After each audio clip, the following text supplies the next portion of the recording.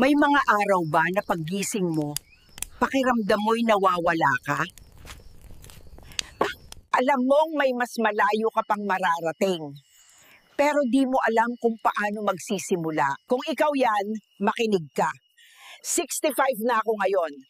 At kung pwede ko lang kausapin ang 20 anyos na version ko, ito ang 10 aral na sasabihin ko sa kanya.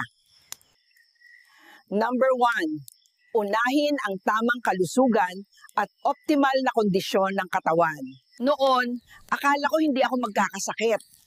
Fast food, puyat, stress, lahat yan pinagdaanan ko. Tumaba ako ng husto, nawala ng gana, nalugmok sa depresyon. Kalusugan ng pundasyon mo. Pag nasira yan, wasak lahat. Number 2, gumawa ng alaala, hindi lang ari-arian. 14 summers lang ang meron ka para makasama mga anak mo.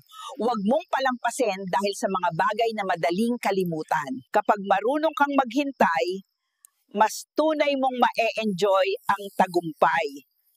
Number 3, take risks. Take the biggest steps while still young.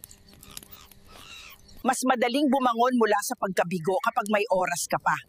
Habang tumatanda ka, tumataas ang halaga ng mga pagkakamali. Number 4, huwag kang matakot lumaban ng malakihan.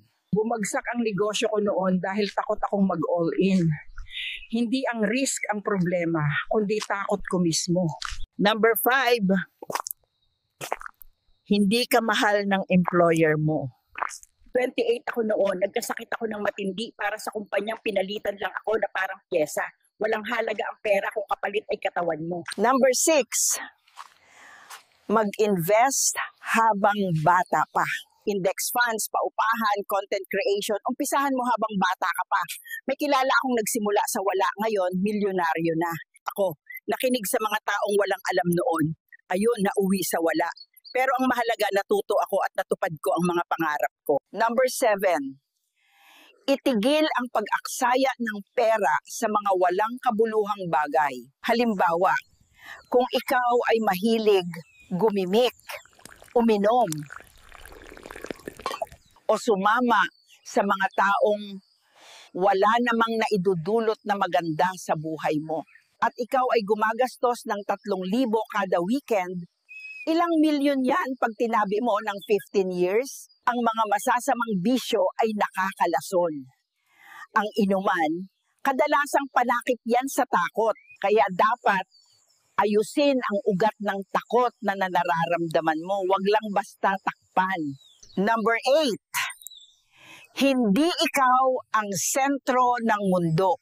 Nandito tayo para tumulong, para magbigay halaga sa iba. Mas marami kang naitutulong, mas masagana ang balik. Diyan mo mararamdaman ang tunay na pasasalamat. Number 9, matutong makinig at tumanggap ng aral. Akala ko noon, alam ko na lahat. Mali ako. Tahimik ang totoong may kumpiyansa sa sarili. Maingay ang puro, kayabangan ang alam.